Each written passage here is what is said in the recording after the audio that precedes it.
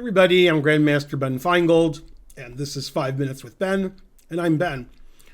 Today we're going to look at a game played in the Olympiad. Let me flip the board. Bam!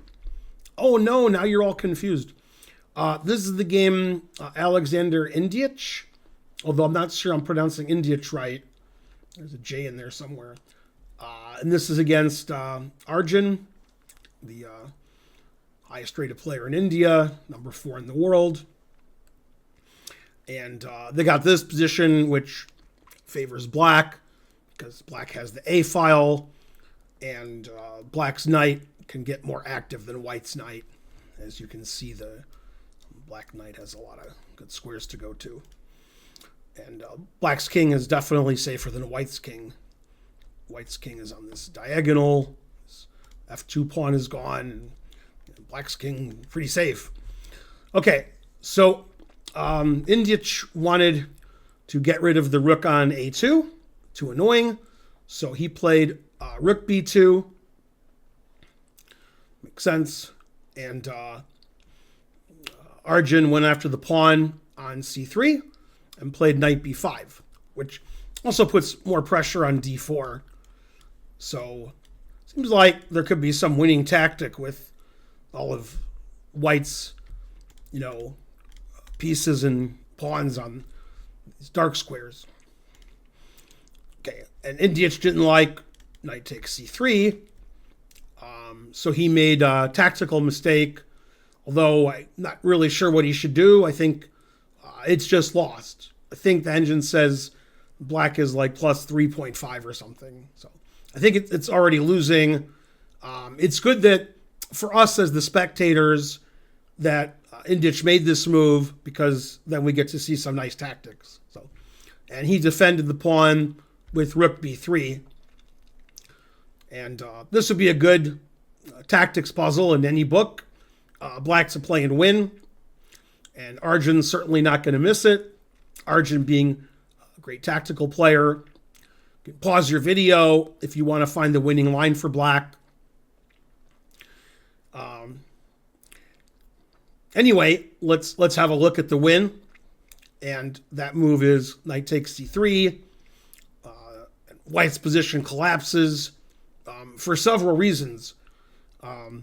Obviously, black's winning if white doesn't take the knight.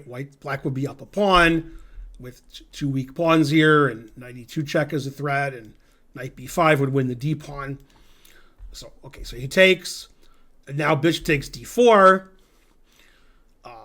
White has many illegal moves. Moving the king, I take the rook, I'm up the exchange in 2 pawns. That's terrible. If you play here, several things win. I could just take this, and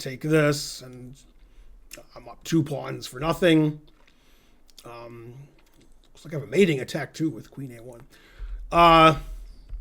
Could play knight e3, and then I would play rook a1 and win. And you can take on d4, which is the only move we didn't look at, which is what he did. So he took on d4, and now not queen takes knight check, but black just plays rook a1. What's funny is if we could just magically, take off the white queen and the black rook, material's not so bad for white, but white can't achieve that. White's losing everything. There's nothing white can do where he's going to save his knight and only lose the queen for a rook. There's just no move here. If you take the rook, then queen takes, forks the king and the rook on c3.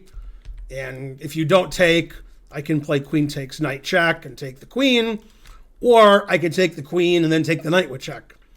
And there's nothing that white can do about it. White's 2 pieces ahead here, but because of the plethora of threats, white is forced to resign.